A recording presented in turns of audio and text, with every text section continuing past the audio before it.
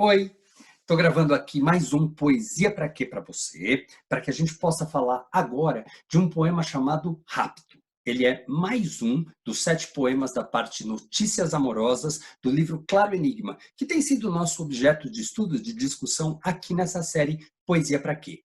Eu sou Maurício, sou professor, e você já sabe, eu acredito em poesia. Por isso a gente está aqui, para falar de Drummond, para falar de Claro Enigma, para falar de Rapto, esse poema da parte Notícias Amorosas. Olha só. Se uma águia fende os ares e arrebata esse que é forma pura e que é suspiro de terrenas delícias combinadas, e se essa forma pura, degradando-se, mais perfeita se eleva, pois atinge a tortura do embate, no arremate de uma exaustão suavíssima, tributo com que se paga o voo mais cortante. Se, por amor de uma ave, ei-la recusa o pasto natural aberto aos homens, e pela via hermética e defesa vai demandando cândido alimento que a alma faminta implora até o extremo, se esses raptos terríveis se repetem já nos campos e já pelas noturnas portas de pérola dúbia das boates, e se há no beijo estéril um soluço esquivo e refolhado, cinza em núpcias, e tudo é triste sob o céu flamante, que o pecado cristão, ora jungido ao mistério pagão, mais o alanceia, baixemos nossos olhos ao desígnio da natureza ambígua e reticente. Ela tece, dobrando-lhe o amargor, outra forma de amar no acerbo amor. Legal, tem uma sonoridade, né? Eu sempre tenho essa impressão de que, mesmo que a gente não entenda tudo, a gente sente, tem um tom que o poema apresenta. E esse tom, você sabe, normalmente ele tem a ver com os aspectos formais. Acho que aqui tem um dado do título que é bem importante. Rapto, na verdade, é um poema para o qual o Drummond originalmente tinha dado o título de Ganimedes. Não sei por que motivo, no livro Claro Enigma ele aparece com o título Rapto. O fato é que Ganimedes é um príncipe troiano, uma figura da mitologia grega, que é raptada por Zeus. Zeus ficou encantado com a beleza desse jovem e se transformou em águia. Transformado em águia, ele leva o Ganimedes para o Olimpo. Só que no caminho, durante o voo, Zeus, de tão atraído que está pela beleza de Ganimedes, acaba por penetrá-lo, talvez estuprá-lo, na concretização física daquilo que ele estava sentindo. Ganimedes chega ao Olimpo. Observe que há um detalhe interessante nessa pintura, que é esse pano vermelho entre as pernas de Ganimedes, o que pode confirmar ou retratar esse dado interessante do mito. Ganimedes está chegando, sendo recebido no Olimpo, e ele se transformará, a partir daí, no copeiro dos deuses. Ganimedes se configurou, portanto, esse símbolo, né? O símbolo da homossexualidade masculina e, especificamente, do amor de um homem mais velho por um jovem. Normalmente, na Grécia Antiga, essa era uma prática legítima. Então, a lenda do rapto do jovem Ganimedes por Zeus legitimava o ato de raptar adolescentes na Grécia. Jovens belos que despertassem desejo em homens mais velhos podiam ser raptados em algumas sociedades, como a cretense. É disso que o Drummond está falando, de homossexualidade.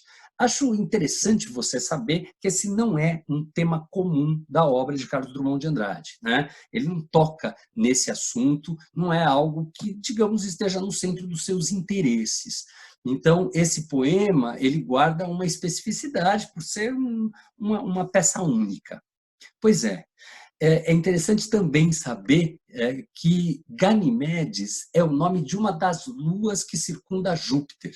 E se a gente pensar que Júpiter é o nome romano de Zeus, né? Na mitologia grega Zeus, na mitologia romana Júpiter, faz todo sentido que esses satélites em torno do deus dos deuses sejam seus amantes. Além de Ganimedes, Calisto, Europa, Io, amantes que Zeus também colecionou ao longo da sua história mitológica.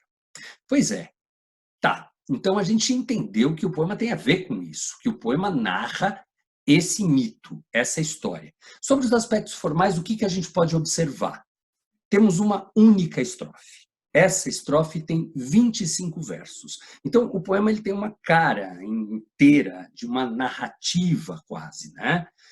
Pois é, esses versos, eles são decassílabos, e eu coloquei aqui a escansão para você poder observar como se dá esse processo de separação de sílabas poéticas, e a gente tem, então, versos isométricos, decassílabos, numa estrofe única. Não há rimas, se você pensar arrebata, suspiro, combinadas, degradando-se, atinge, arremate, tributo, cortante, tá vendo? Não há uma rima convencional, mas os dois últimos versos eles rimam, amargor, amor. Ela tece, dobrando-lhe o amargor, outra forma de amar no acerbo amor. Fiquei interessado nessa relação entre os dois últimos versos, né? Especialmente amargor, amor e essa palavrinha meio estranha no meio aí, acerbo. Acerbo é ácido, áspero, cruel.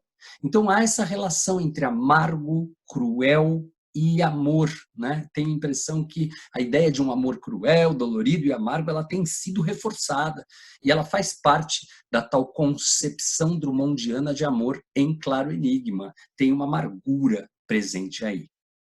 Então, para resumir, vai, versos decassílabos, uma estrofe única, um vocabulário erudito, como a gente tem encontrado normalmente, a referência mitológica clara, né? Tudo isso marca a tendência classicizante, que a gente sabe é um elemento constante em Claro Enigma e muito presente nos poemas que a gente tem visto. O tema central do texto a gente entendeu, a homossexualidade masculina, especificamente a relação de um jovem com um homem mais velho. Legal. Então, acho que agora a gente precisa fazer aquela perguntinha, né? Que é, de certa forma, uma motivação para a gente ler. O que a gente está procurando aí? A gente está tentando entender qual é a postura revelada sobre a homossexualidade. Dá para perceber uma opinião sobre a homossexualidade por meio desse poema? Vamos pensar nisso?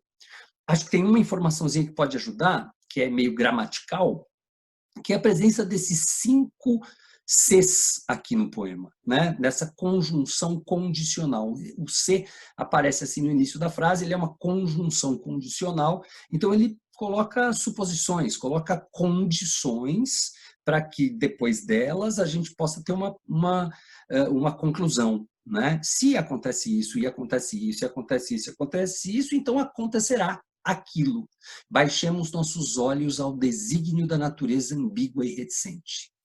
Será que isso, de alguma forma, tem a ver com a postura? Vamos ver. Então tá, vamos falar das imagens, vamos falar do vocabulário, e aí a gente vai se deliciando com esse jeito que o Drummond organizou essa história. Se uma águia fende os ares e arrebata esse que é forma pura, e que é suspiro de terrenas delícias combinadas, então fende, fez um rasgo, né? Rasgou os ares e arrebatou quem? A águia, rasgou os ares, ela é Zeus, arrebatou esse que é forma pura e que é suspiro de terrenas delícias combinadas. Ganimedes e sua beleza, né? Irresistível para Zeus. Legal. Essa forma pura, ela vai degradando-se, mas ela se eleva ao mesmo tempo. Ela se eleva porque ela está sendo levada para o Olimpo, para a morada dos deuses. Ela está se elevando, mas ela está se degradando. Acho que aí talvez tenha uma opinião, né? Desse degradando.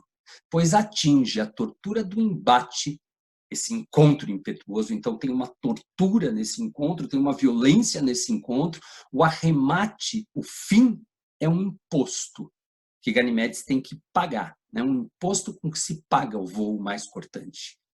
E por amor de uma ave, né, pelo que ele está sentindo ali por Zeus naquele momento, ele está recusando o pasto natural aberto aos homens. Essa imagem, o que seria natural para os homens? A heterossexualidade, na visão do Drummond, na visão do eu lírico. Né? Então, aqui ele está negando esse pasto natural em função de uma outra coisa. E aí ele vai pagar o tributo, porque a sua via hermética, fechada, de difícil penetração, e a gente está falando do ânus de Ganymede. Né? Nós temos aqui uma cena de sexo anal, relatada com uma elegância sem precedentes. Defesa vai demandando cândido alimento, cândido é branco, puro, então pelo ânus Ganimedes está demandando o alimento branco, está falando da ejaculação da águia. Nesse nível de detalhe que Drummond chega aqui, que a alma faminta implora até o extremo, né? Implora a ejaculação. Se esses raptos terríveis se repetem já nos campos e já pelas noturnas portas de pérola dúbia das boates, entendi. Então, não é que isso acontecia só lá na mitologia, isso se repete. E há no beijo estéreo é o beijo homossexual. Estéreo porque não pode gerar filhos, uma visão também aí, né, dessa esterilidade colocada pelo autor. Beijo estéreo, um soluço esquivo, tem no meio do beijo, então tem um soluço que evita contato, e disfarçado, refolhado. Então há alguma coisa errada, alguma coisa ruim, cinza em núpcias.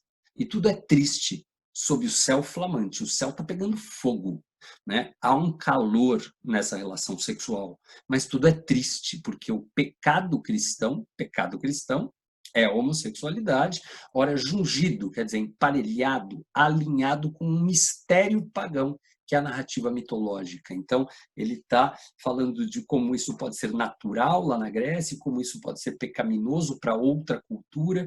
Veja como ele, de certa forma, estabelece aqui um diálogo entre visões diferentes dessa questão, né? Mais o alanceia, mas mais o mortifica. Ele coloca que é uma mortificação ainda maior por causa dessa união entre o pecado cristão e o mistério pagão. Portanto, só nos resta baixar os olhos. Baixemos nossos olhos ao desígnio, quer dizer, da intenção da natureza ambígua e reticente. A natureza teve essa intenção, então.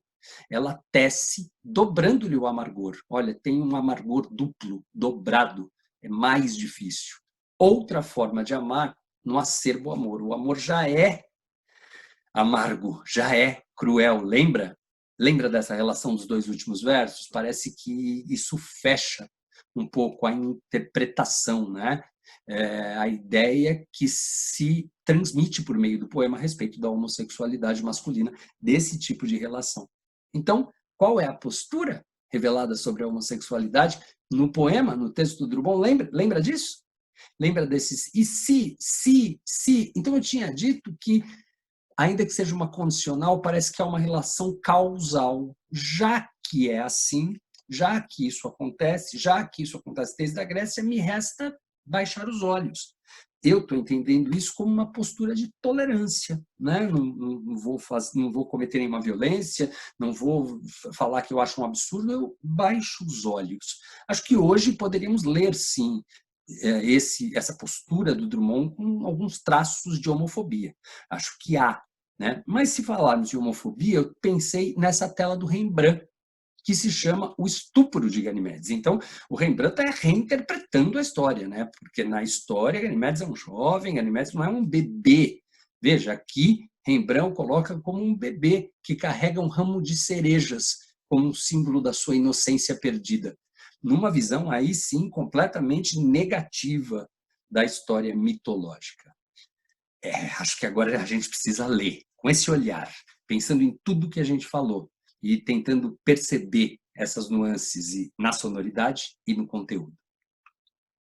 Se uma águia fende os ares e arrebata esse que é forma pura e que é suspiro de terrenas delícias combinadas, e se essa forma pura, degradando-se mais perfeita, se eleva, pois atinge a tortura do embate no arremate de uma exaustão suavíssima, tributo com que se paga o voo mais cortante, se por amor de uma ave, ei-la recusa o pasto natural aberto aos homens, e pela via hermética e defesa vai demandando o cândido alimento que a alma faminta implora até o extremo, se esses raptos terríveis se repetem já nos campos e já pelas noturnas portas de pérola dúbia das boates, e se há no beijo estéreo um soluço esquivo e refolhado, cinza em núpcias, e tudo é triste sob o céu flamante, que o pecado cristão, ora jungido ao mistério pagão, mais o alanceia.